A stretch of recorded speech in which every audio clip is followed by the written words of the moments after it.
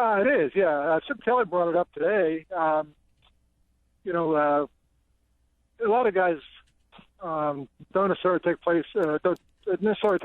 full participation in the Tuesday practice. Tuesdays are shorter practice.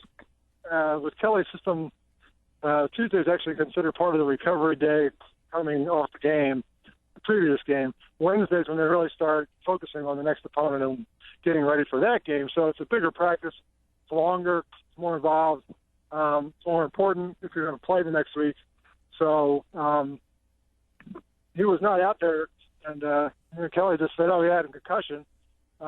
He played every snap, 78 defensive snaps in the Dallas game, did not come off the field.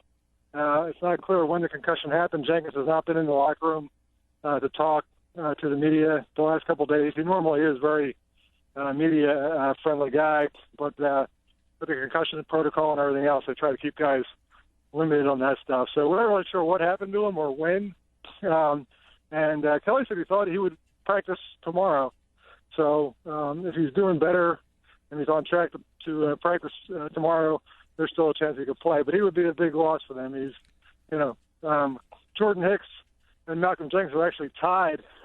That's the Eagles' two leading tacklers this season. Both have 54 tackles overall. Hicks is now on an injury reserve, and now we find out that Jenkins has a concussion. So that would be a big hole in the defense.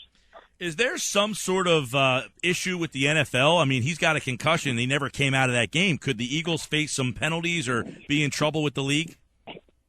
It's possible if someone were to press it. Again, but until we know when it happened or what play it was on, he never missed any game. He didn't miss a single down. So, I really don't know what happened or how it played out exactly. Somebody would have to, make a grievance or something like that, and I don't expect that Jenkins would. He's the guy who was feeling it and didn't tell anybody or didn't take himself out of the game, so he's probably not going to look for that kind of a solution to the problem. But it is, there's a huge emphasis on concussions. It has been for a few years now. The league is trying to, be much more on top of that situation, not let guys just, ignore it or just pretend it didn't happen. It's a long way from the days when guys are talking about getting their bell rung and go right back into games. So it's unusual in this era to have a guy, find out on Wednesday that a guy had a concussion on Sunday.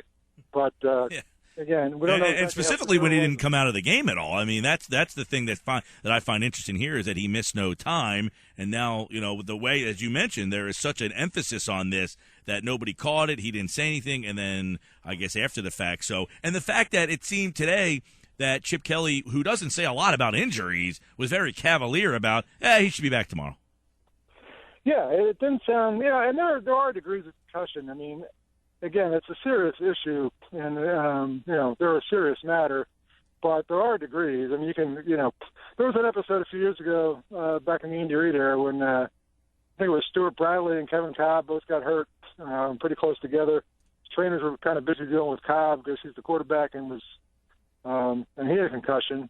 And then Stuart Bradley was like wobbling around the field looking like, he was just, you could tell he was obviously in distress, and the trainers didn't notice it because they were dealing with Cobb on the sideline.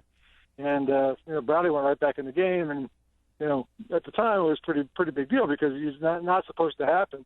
I don't remember at any moment in the game Sunday night thinking there was something wrong with Malcolm Jenkins. I never saw a play. I never saw a moment. He didn't look like he had trouble getting up at any point. I mean, there was never any announcement. He was never taken out.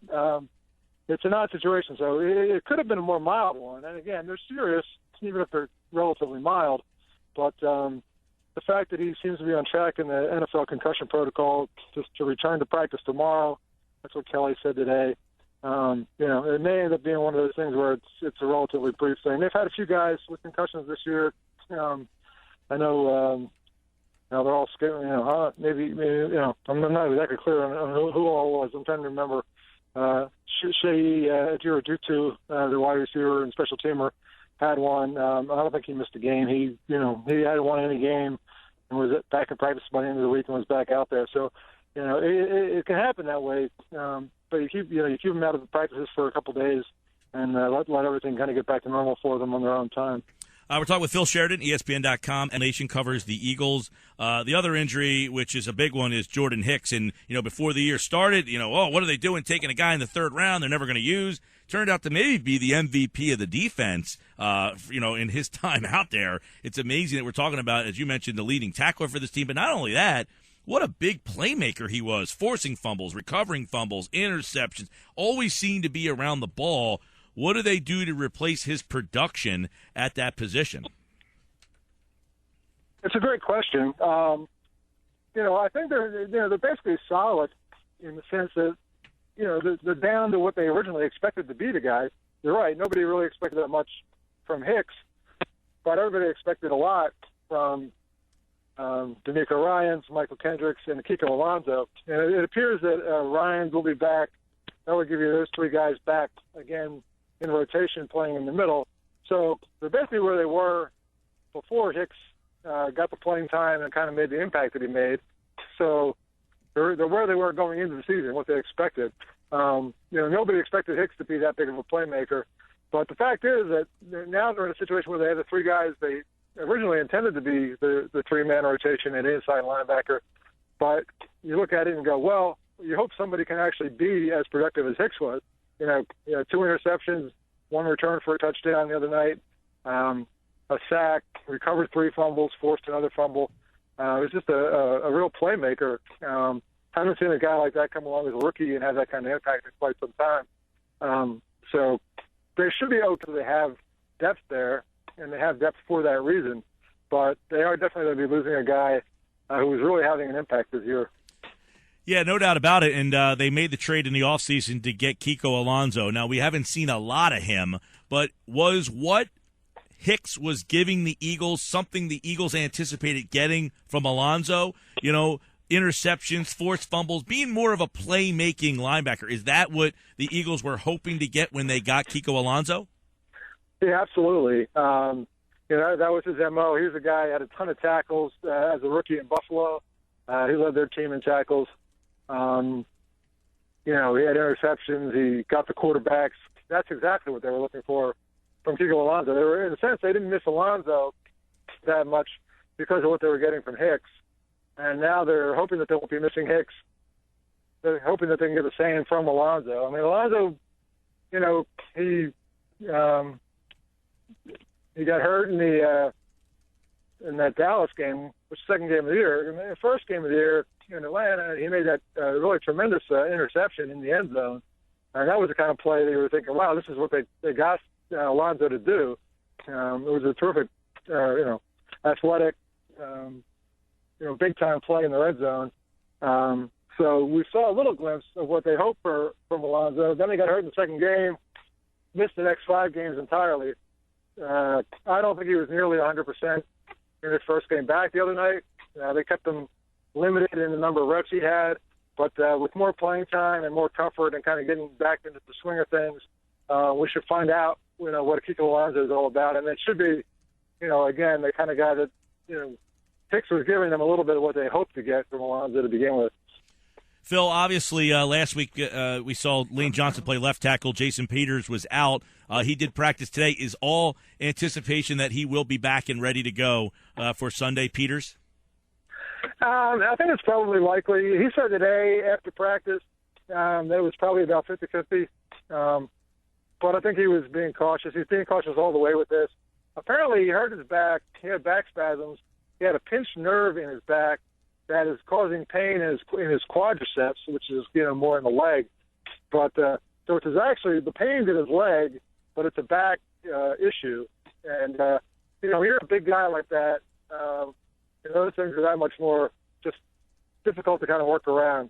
So if he's going to practice again tomorrow. If he's feeling the way he does now, it sounds like he would play. He said that if he had to make a decision today, he would probably play. But he knows that he's got to get through tomorrow's practice and Fridays and still be feeling the same way. I mean, they're really fortunate in a sense because this is kind of a touchy area that can go either way. he turns the wrong way, he could be right back to square one with a pinched nerve. I mean, it's just going to be that kind of sensitive thing.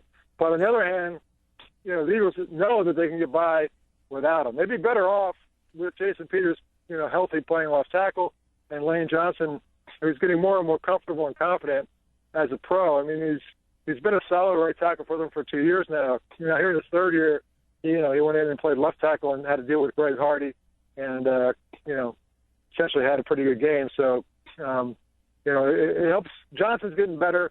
He's probably going to be the left tackle long term when Peters is finally ready to hang it up.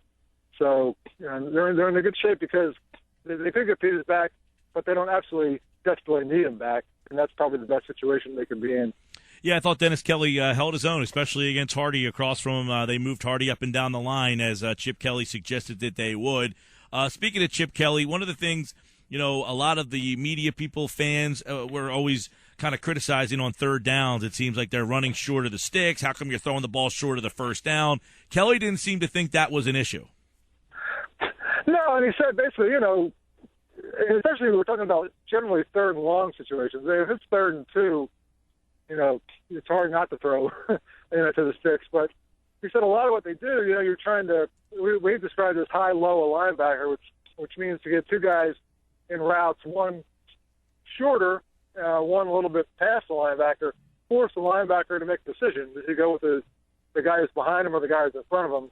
And if you do that, it gives the quarterback a read on that linebacker. Okay, Riley Cooper's deeper and Jordan Matthews is a little shallower, and they run a lot of crossing patterns and stuff. So the depth that guys run the crossing pattern is a lot of what we're talking about here. So, the gist of it there was that, if the guy who's under the linebacker is a little shallower, if he's open, he's the right throw, that guy's just got to make a play. The ball's got to be in stride and, get him a chance to make yards after the catch.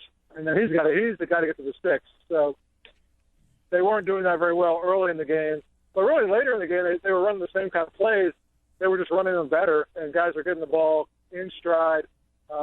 Jordan Matthews had a couple catches that before the overtime touchdown catch, he had a couple other catches where he made 15 to 20-yard plays that were short throws that caught Matthews in stride, and he was able to get some yards into the catch. So it's part of their offense. It's what they do. They get a couple of bad ones in a row. It's hard not to notice and think that it's not really working out so well. But when it's all going well and things are more in sync with each other, it's a little more effective. Chip Kelly was asked today, Phil, and you wrote about this a couple of days ago. Chip Kelly's vision makes first appearance against the Cowboys. That article that you wrote at ESPN.com, and he was kind of asked about if he anticipated getting off to a slow start because of all the changes. Was that something that he was kind of prepared for? Is this something that now 8 games in, have you seen a team that is more cohesive, that is gelling better? Well, I thought so Sunday night, and we kind of talked to Sam Bradford about that a little bit today. In take Bradford alone, you got a brand new quarterback and a new offense, dealing with all new players around him. They get used to timing and chemistry and kind of knowing who likes what and where to put the ball for different guys. I mean, he had to do all that while he was simultaneously coming back from 2 ACL tears, missing a year and a half, and being completely out of sync with playing football at the NFL level. So you look at that and the fact that you had 2 new running backs, 2 new offensive linemen starting, a rookie wide receiver starting a lot of the time, it probably should have been obvious going into the season that there was going to be a little bit of an adjustment period. So I thought, Sunday night, especially in the second half there, I mean, I think they had 5 possessions and scored on 4 of them in the second half in overtime.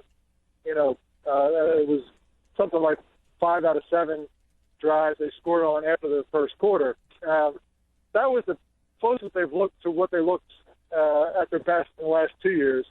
The question is whether that was,